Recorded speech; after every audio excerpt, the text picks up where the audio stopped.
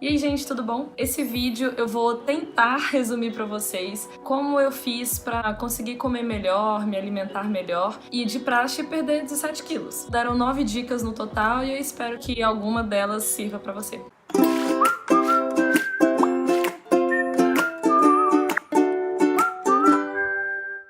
Então, eu sou muito insegura com o meu corpo, sempre fui. Tento melhorar todo dia, mas é uma tarefa difícil. Eu acho que muitas mulheres são assim também, por mais que queiram, não conseguem, sabe? Mas enfim, esse assunto dá muita corda, mas que tem muita ligação. Afinal, eu vou falar de como foi a minha reeducação alimentar, como eu consegui emagrecer uns quilos que eu tinha ganhado e como isso beneficiou a minha saúde e melhorou muito a minha autoestima.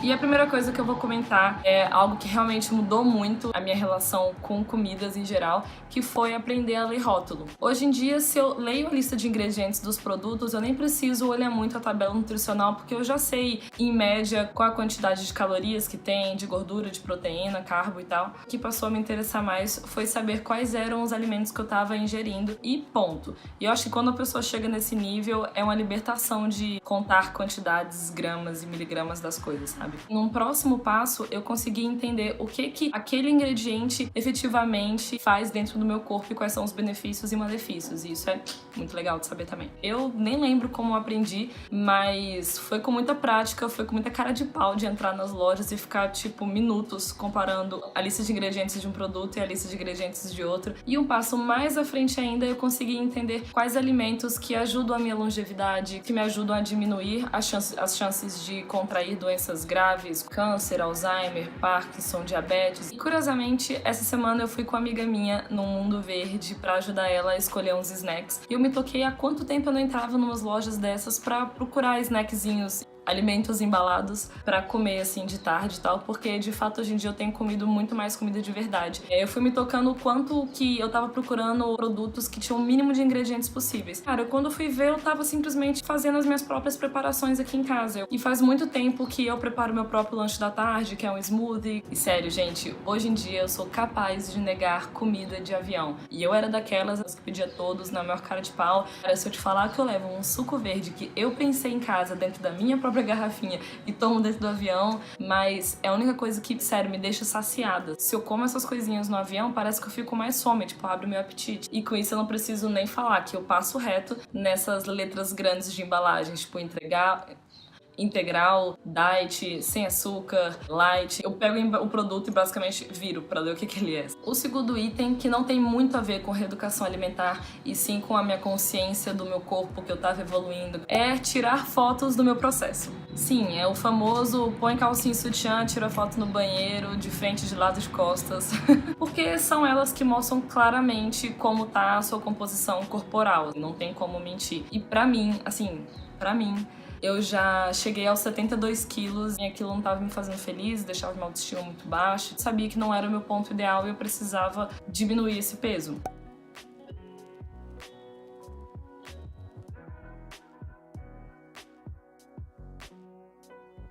Eu comia carne, inclusive, nessa época ainda. Enfim, eu tava super bem, tem uma foto aqui. Mas depois disso daqui foi ladeira abaixo. Eu estudava de manhã até as 15 horas, saía da escola e ia para um restaurante brasileiro que eu trabalhava e lá eu só ficava beliscando coxinha, batatinha. Fui trabalhar num bar neozelandês bastante à noite, final de semana. Nesse bar, o dono, ele deixava do lado do balcão das bebidas um pote de M&M's. Eu não consigo descrever pra vocês o quanto eu vivi à base de jantar M&M's. E eu comia tanto a ponto que eu tinha que comprar M&M no dia seguinte pra encher mais o pote de tanta vergonha que eu tinha. E o meu chefe vê que, tipo, eu detonei metade do pote facilmente numa noite, assim. E ainda tomava umas cervejinhas durante o turno porque era liberado, né? Então, assim, só alegria, gente. E aí, nessa época, eu fiz uma viagem pro sul da Nova Zelândia e eu fui saltar de bungee jump e eu lembro que o pessoal da empresa escreveu o número 66 na minha mão. E eu lembro que eu perguntei, tipo, essa é a minha numeração, a hora que eu vou pular, o que que é ela? Não, é o seu peso. Aí eu...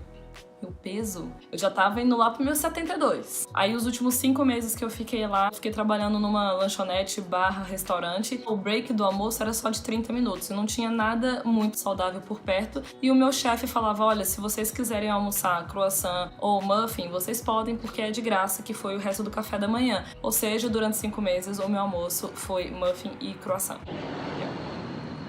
Eu também tava guardando dinheiro pra fazer uma viagem com uma amiga minha que ia me visitar no fim do ano. Então, assim, prioridades. E aí, quando eu cheguei, acho que foi na Austrália, no primeiro destino, que eu fui colocar meu short, tipo, nada entrava. Nada, nada, nada. E a Camila, ela tinha um short preto da Farm que tinha elástico na barriga. Eu só usei um short durante a viagem inteira. Eu falei, gente, eu vou rolar mesmo, vou comer sem medo de ser feliz. E foi uma época divertidíssima, cara. Eu nem me arrependo, assim, olhando pra trás, sabe? Eu voltei pro Brasil, minha mãe teve um leve choque quando me viu no aeroporto. E aí eu comecei a botar a mão na consciência e falei, tá tenso o negócio. E aí eu voltei pra rotina, casa de mãe, comida um pouco melhor. E voltei a fazer uma academia lá perto de casa. Eu comecei com pilates e fui me pesar. E eu tava lá com 72 ou 73, não lembro exatamente. E aí eu fui determinada, esse peso não me pertence, vou me reeducar.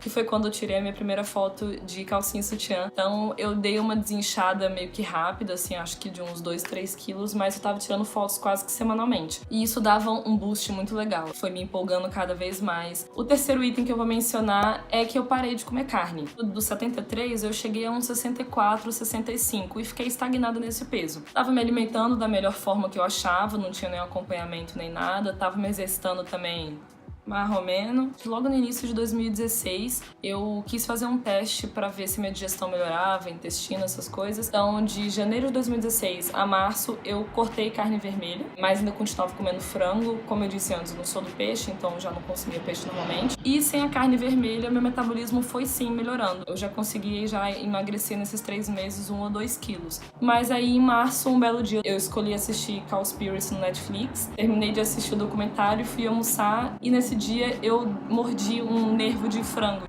nheco, assim. Quando eu mordi aquilo, eu falei, eu nunca mais ponho um pedaço de carne na minha boca. E desde então eu virei vegetariana. Quando você tira a carne do seu prato, você abre mais espaço pra legumes, salada e tudo mais. Eu também já dei uma desinchada aí de uns 2, 3 quilos. E o quarto item que me ajudou nessa reeducação alimentar foi escrever no bloco de notas do meu celular uma lista de ingredientes que eu não poderia consumir em hipótese alguma, que eu li num livro Você tem fome de comer o quê? Não. Meu Deus, você tem fome de quê? Deixa eu pegar uma colinha aqui. Os que são proibidos: gordura vegetal, glutamato monossódico, benzoato de sódio, aspartame, corante caramelo, glucose de milho e açúcar invertido. Obviamente, já comi um ou outro produto que tinha isso depois que eu fiz essa promessa. Foi uma das coisas que me ajudou voltando ao item 1, a sempre olhar a lista de ingredientes e me reeducando. O quinto item que me ajudou muito é basicamente me inteirar mais sobre o assunto. É ler livros, ver documentários, escutar podcast e seguir pessoas no Instagram em que eu admirava o lifestyle. E eu não posso expressar o quanto isso realmente me ajudou. Porque uma vez que você tá sempre perto desse tipo de conteúdo, isso começa a internalizar em você. Quando eu comia alguma coisa que eu sabia que não tava me fazendo bem, eu meio que entendo por que eu fico ali pesada, sabe? E aí eu decidi mesmo procurar fazer as melhores escolhas que davam. Não só o gosto da comida, mas sim o que aquilo tava trazendo de benefício pra mim. E eu acho que muita gente não tem consciência o quanto que a comida é sim o seu remédio. O risco de contrair doenças autoimunes, doenças cardíacas, cerebrais, diabetes, tem muito mais a ver com o seu lifestyle, com o que você põe pra dentro do corpo do que com a sua genética. Isso que eu tô comentando foi de referência médica mesmo. Vou ler aqui uma quotezinha de um livro que eu tava lendo, que se chama Amigos da Mente. Os americanos gastam $50 mil por ano por paciente com demência que necessita de cuidados. Isso representa aproximadamente $200 bilhões por ano, o dobro do que se gasta no cuidado com pacientes cardíacos e quase o triplo do que se gasta com tratamento de pacientes com câncer. Então, assim, além de reverter esses cenários, você realmente consegue prevenir esse tipo de doença. Quem ainda não sabe disso, me dói, cara. É muito inevitável não querer contar isso pra todo mundo, converter todo mundo a uma alimentação mais saudável, um lifestyle melhor. E provavelmente você tem ligação ou você conhece alguém que ou tem doença cardíaca, ou tem algum câncer, ou tem algum tipo de demência, ou diabetes, ou os 4 juntos. Isso é muito triste. E eu acho assim, mais um motivo para você se inteirar sobre isso, não é nem questão só da sua saúde. A alimentação tá ligada com política, com economia, como vai estar o planeta que o seu filho vai viver, quão saudável você vai estar até para curtir com seus filhos quando eles ficarem mais velhos. Sem contar o mal do século, né, que é a depressão, que quando você começa a entender sobre o assunto, você vê a relação disso tudo e faz muito sentido. O sexto item que eu vou indicar é algo que aparentemente é besta, mas que, bem, pra mim funcionou, que foi pagar caro em academia, doer no bolso mesmo pra fazer valer. Eu fiz CrossFit há muito tempo atrás e já era uma modalidade um pouco cara, assim, pra eu pagar do meu salário de estagiária, mas eu pagava e ia ali todo dia, 7 da manhã. E foi daí que começou a minha disciplina de começar a malhar cedo e achar ruim os dias em que eu não posso me exercitar. Daí eu voltei da Nova Zelândia, não tava pagando tão caro na minha academia, então eu nunca tava chegando a um resultado muito legal. E de um dia pro outro, baixou a luz e eu falei, acho que eu vou me inscrever na Bodytech. Isso lá em Brasília. Aqui em São Paulo, foi através da Bodytech que eu descobri o Muay Thai super sem querer. Que eu vou falar disso um pouco mais pra frente, mas foi aí que eu fui conseguir entender aquilo que a minha mãe sempre falava. Filha, os dias que eu não malho, parece que eu não tô completa, parece que tá faltando alguma coisa pra mim, e você começa a ir malhar por prazer, não vira mais uma obrigação. Eu achava isso tópico. E não é balela quando você começa a se apaixonar pela endorfina. Eu fiz uma tatuagem na palma da mão. A minha tatuadora, ela falou, você tem que ficar pelo menos uns 10 dias parada, sem suar. E isso pra mim, assim, foi trágico. O sétimo item, que foi um dos mais importantes nessa minha reeducação, foi entender melhor o princípio da alimentação plant-based, que nada mais é comer comida de verdade, menos empacotada, menos processada. Como eu disse, eu tinha parado ali por volta dos 63, 62 quilos. Eu sempre tava ali almejando uns 58 e tal, estagnei nesse peso. Eu não via nada muito diferente no meu corpo, mesmo tendo aumentado o nível de exercício. Eu tava vegetariana, mas eu sabia exatamente o que eu tava fazendo de errado, que era sempre compensar em queijo, em chocolates, em sobremesas. E uma vez que eu fui me identificando mais com essa alimentação, você fica com menos opções de alimentos e de refeições que você jaca. Eu pensava, cara, eu preciso tirar a tal lactose da minha vida. De tanto que eu tava pensando tanto nesse assunto, que eu me toquei, cara, eu acho que essa semana inteira eu não comi nenhum derivado de leite. Nem o iogurte, nem o leite, nem o queijo, nem o chocolate. Me olhei no espelho, eu tava já muito mais desinchada. Aí eu falei, putz, deixa eu ver o que acontece se eu fizer isso por mais uma semana. E aí eu fui tirando umas fotos e eu vi que tava sendo muito nítido esse desinchaço. E eu falei, cara, agora eu não volto mais, né? E além disso, a minha disposição mudou demais. Eu nunca fui de correr longas quilometragens. Quando eu vou no parque hoje em dia, eu consigo correr 10 quilômetros sem nenhum preparo específico pra corrida, assim, facilmente. 5 quilômetros antes era penoso. Hoje em dia eu tô aqui pesando uns 56 quilos. Dos 62 aos 58 foi em questão assim de 2 meses. Eu ainda consumo um outro sobremesa, um outro queijo, mas assim a quantidade diminuiu drasticamente, porque eram coisas que eu fazia diariamente. Pretendo tirar de vez a ligação que eu tenho com o meu corpo, com a comida, a minha disposição para fazer exercício físico tá muito diferente. É difícil explicar, é difícil botar em palavras, mas espero que vocês estejam entendendo a minha animação com essa descoberta plant-based. O oitavo item, que eu já mencionei no vídeo anterior, é fazer um acompanhamento com um nutricionista bom. Com essa eu não vou me alongar muito, isso é uma coisa que eu acho que as pessoas ainda têm uma certa dificuldade em aceitar. Se você faz o que a sua nutricionista põe ali no papel, você vai ter o resultado. E quando você vai no nutricionista que te explica por que ela passou tudo aquilo, o que aquilo vai estar fazendo no seu corpo, você começa a não ver mais aquilo como uma dieta e você vê aquilo como a sua alimentação simples do dia a dia. E aí, meu amigo, aí passa a depender só de você. E parece besteira assim, mas uma das coisas que quando eu termino o meu dia e eu sei que eu comi seguindo a linha da minha dieta, é um momentinho de felicidade, gente, sério. O nono item e último que eu tenho pra indicar pra vocês é encontrar um exercício que você gosta. Mas, pera lá, tem que ser um exercício com hora marcada. Quando eu me mudei aqui pra São Paulo, eu tava indo pra academia sem muita regularidade. Eu tinha só uma série de musculação que eu fazia meia boca, tinha uma aula de corrida que tem hora marcada, mas eu não tava gostando tanto. Até que um dia eu fui nessa aula, mas ela tava lotada e tava começando uma aula de Muay Thai. E eu falei, vou tentar, né? Já tô aqui. Eu acho que foi em junho, em maio do ano passado. Desde então, toda terça e quinta, sábado sim, sábado não, 7 da manhã, temos uma aula de Muay Thai. Essas duas coisas, quando se casam, gente, é assim, sem volta. Espero que vocês encontrem algo que faça sentido pra você também. Vale também até pra o professor que passa sua série de musculação. O cara que passava a minha série, sei lá, não bateu o santo, e ele passava coisas coisas que eu não curtia fazer. Então, recentemente, eu encontrei um professor e eu abri o jogo pra ele. Eu falei, ó, eu gosto muito mais de malhar braço do que perna. Não me põe pra fazer agachamento livre com barra, porque eu não vou fazer. E hoje em dia, eu amo a minha série de musculação. Então, assim, contando rapidamente o que eu faço. Segunda, quarta e sexta tem minha musculação. Dura mais ou menos 1h20, 1h30. E é a mesma série porque eu intercalo com Muay Thai, mas eu também só posso fazer ela durante 8 dias. E lá pelo quarto dia, meu professor sempre acrescenta alguma sequência nova. Terça e quinta eu faço 1h30 de Muay Thai. No sábado eu alterno entre uma aula de Muay Thai e correr no parque, aqueles 10, 8 quilômetros que eu comentei. Faço yoga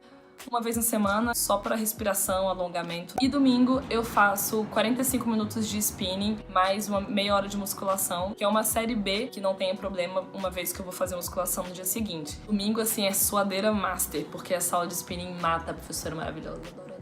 É outra coisa que tem a ver com hora marcada e um profissional bom com algo que eu encontrei que eu gosto de fazer. E o day off é basicamente quando aparece alguma coisa na minha semana em que eu não vou conseguir me exercitar naquele dia. E a minha indicação, que tem muito a ver com o vídeo de hoje, é uma fruta, tâmara. Eu já mencionei ela outras vezes, mas é uma fruta que me ajudou muito com a minha compulsão de doce. Inclusive, ó, uma coisa muito importante, tâmara que você encontra para comprar nessas lojinhas naturais, tem 3 tipos. Uma que é essa, mais gordinha assim, e tem outras que são mais murchas, sem semente. E vale a pena investir nessa, que é um pouco mais caro, consistência muito diferente. Parece uma barata feia, eu sei, mas que treco gostoso. Sério. E isso aqui é relativamente grandinho. Eu juro, se eu como um desse depois do almoço, já é o meu docinho pós-almoço. E pelo fato de ser caro, então a gente tem que se segurar mesmo. Ela, tipo, pau a pau com banana, assim, pra mim. Inclusive, se você quiser experimentar ela de graça, vai num mercadão na sua cidade. Você vai comer trocentas tâmaras de graça, porque os vendedores sempre fazem uma combinaçãozinha de tâmara com morango. É bom demais. E como não é um açúcar refinado, seu corpo não fica, tipo, desejando tâmara. Não é aquela compulsão de chocolate depois do almoço. Tanto que tem dia que eu esqueço que eu tenho uma tâmara guardada na minha bolsa do trabalho. E tem dia que, sei lá, eu quero comer 2, quero comer 3. Aí eu como também, sabe? Mas é isso, dê uma chance pra essa baratinha gorda. E seu dinheiro de sobremesas vai todo nesse negócio, tá bem? E é isso, gente. Um beijo grande.